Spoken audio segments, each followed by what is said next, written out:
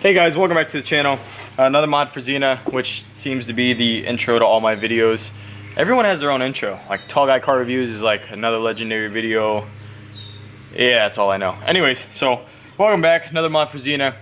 Today I'm going to be installing, if you want to take a guess, a Hurst short shifter I got from Fast Tech. It was about $260 shipped. I got the traditional pattern there, which they say is for a V8, but if you have a manual, that is the same for a V6. So it comes boxed pretty nice. You got the silver shifter. It's the handle, or the plate that it goes onto, the actual handle right here. You get your grease that's going to go on there. If you want to use your stock one, you can use this guy, and then you have on this side gaskets, and then your Loctite and stuff like that. So this is going to be a real detail. This is not going to be a real detailed how to do this, because my car right now is on the Rhino Gear ramps, which, by the way, I'll put a link in the description for both of these, and they are actually really nice. It is chalked. I got jack stands under it as well, but I'm just gonna go over the top part mainly, how it looks and how I think it rides and stuff. Once I go for a drive, maybe that'll be a separate video. I don't know yet, but I will put a link in the description also of a good video that it's like 8 minutes long. It goes into detail on how to do this. I do have the 4-gauge cluster.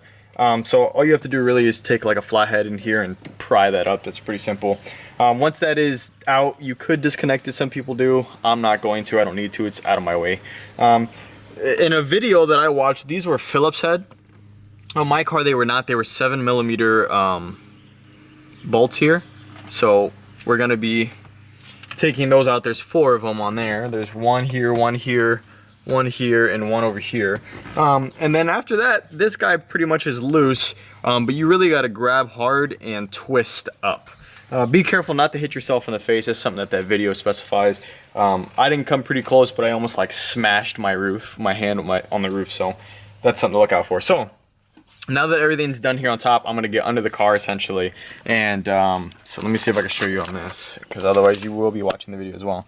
There's going to be this guy in there, and this is going to have a bolt in it that's going to have safety pins, so we're going to knock the safety pins off of that after we slide down the rubber boot. So there's going to be a rubber boot around the whole assembly that's guarding it, which you'll see in that installation video. We're going to pop off those pins on both sides, take out this pin. If it's too hard, you can use a flathead. And then we're going to unloosen these, which I forgot what the size is. It specifies, but being that it was wrong for my car on the Phillips head already, I'm guessing it might be a weird size. So I'll try to let you guys know about that. So you take that out, and then this whole assembly, which would be actually that stock one, should come out, which we're pretty much going to rinse and repeat. We're going to put this back in there with the threaded side, because I'm going to be using the Hurst shifter. I won't be using this guy. I'm going to put the threaded side facing the passenger side, and I think there's like a bigger step. Like if you look, like this is a smaller step and this is a much bigger one, you want that to face the driver's side. Then we're going to put this on with some Loctite on the bolts that they supply, tighten it up, put the rubber boot back on. After we connected this and the bolt and the safety pins, we'll put the rubber boot back on, and that should be it down there. Make sure that your rubber boot's on right, because if not, I mean, it's right by the drive shaft. You don't want that shit coming off or exposing all those linkages and shit to dust. So I'm pretty much going to do that, and you'll see the end result maybe, or you'll see me putting this all together. So let's get to that. And just like that, I'm back. So I finished. Couple things which I feel like is kind of what makes my videos is I'm a real person, and I give you guys, sorry about that, I give you guys the perspective, my perspective, and how it's really going to be.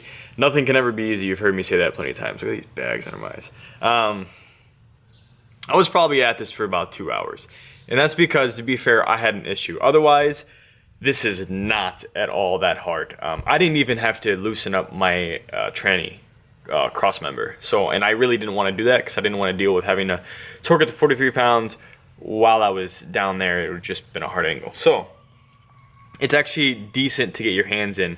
I smashed my right hand yesterday, so it's kind of like in pain, and it hurt a little bit. But other than that, getting the boot off is easy. Getting the clamps to that crossbar is easy. Crossbar slides out. A little tip on that: it is easy if you have someone else with you to move it side to side. Like when you check if you have a manual, if it's in neutral, it's easier if you move it to one side so you can get that cross member or that cross bolt all the way out. After that, when you loosen up those bolts down there, which you'll see in the installation video, that's where I had a problem. my shifter, my stock shifter, would not come out. I called Fast Tech. I ended up speaking to Mike, and Mike said that he's never heard of that issue, that they sell a lot of them, and he's never heard of it. He said I'd have to talk to Ricardo, but Ricardo was eating lunch, so I was like, well, I'm just going to keep going. So when I looked in the boot from the top and actually looked down, I found my problem. There was like a piece of copper, I don't know what it is. So it's like a piece of metal that essentially goes around. If you look over here, it goes around one end here, and it goes around one end here. And what that does is it like, once it comes off, it splits like this, and then when it splits, it goes straight on both sides. And that way, that's how you get your stick to balance kind of like back to neutral. Like you ever notice, like if I do this, it comes back to neutral, and you can hear it. So somehow, I think when I was loosening it up, I accidentally pushed it up, and that copper piece got stuck underneath, so it wouldn't let me push it down. So I was frustrated. I thought that something was broken. So, you know, I went in there with a little flathead, and I kind of like popped it out on one end, and then I popped it on the other end, and that shifter just fell right. It was perfect, so it fell right out. So after I got that done, I looked in here, and I made sure that those were lined straight up again, so they were crossed. So like it's supposed to cross over one point. It's hard for me to explain. It's supposed to cross over one point and then go straight, and your shifter's supposed to go through that, and then it crosses again at the other point. That's kind of what keeps tension on it. And it was just crossed in the middle. Somehow it slipped off. So I had to readjust it. Like you'll know when it's right. So I had to readjust it and push the pieces over to where it was a straight line. And this installation video that you're gonna see in the link, they're not gonna show you that. Everything's super easy, right? It's just gonna slide in, you're not gonna see difficulties. But when you slide that in, you're gonna have to thread between that copper piece, that of wire or whatever it is that's in there. Just to know. After I got that in, everything was straightforward, because the new one I put the grease on, went straight up. That might be a little tough to push in, that ring, after you grease the O-rings, but it'll go. I tightened that all up. The boot, you're kind of going to need two hands to put it on right, so I kind of leaned all the way up to where my face was kind of by the engine, but I could still see, and I just felt it with my hand, so that way I can get both hands in there, and I got the boot on nice and tight. Before I put the boot on, I put that cross member back in, clamps, came up here, finished the rest of the install, and that's how it came out. So I put the piece of rubber in between this and the actual shifter plate down here, and they say that's supposed to like let you feel less. You can hear it, right? Make sure you run through your gears and all your gears are working fine. I pushed in the clutch, went through the gears. The gears are definitely shorter. And one thing you're gonna notice with this is that it clicks hard into place. So maybe later on I'll come, later on, like a week later or something, I'll come with like a review to let you guys know how it's holding up and how it feels when I'm driving it. But so far it feels pretty tight and it looks badass in my opinion. It's just kind of like a little piece of old school. So anyways, I'll put that link for the install in the description. I will put the link for the Hurst in the description and for the Rhino Gear that I used. And I just used jack stands. So Rhino Gear jack stands worked perfectly, gave me enough clearance. As usual, just a guy living life. Thank you so much for watching, guys. We're growing still, and it's exciting every day to know that more people want to follow me. So I appreciate all my subscribers. If you're new to the channel, please hit that subscribe button so you can stay tuned for future content. I don't know when I'll come to you with the next video. I'm trying to do one a week, so we'll see what's next, and I'll see you guys next time.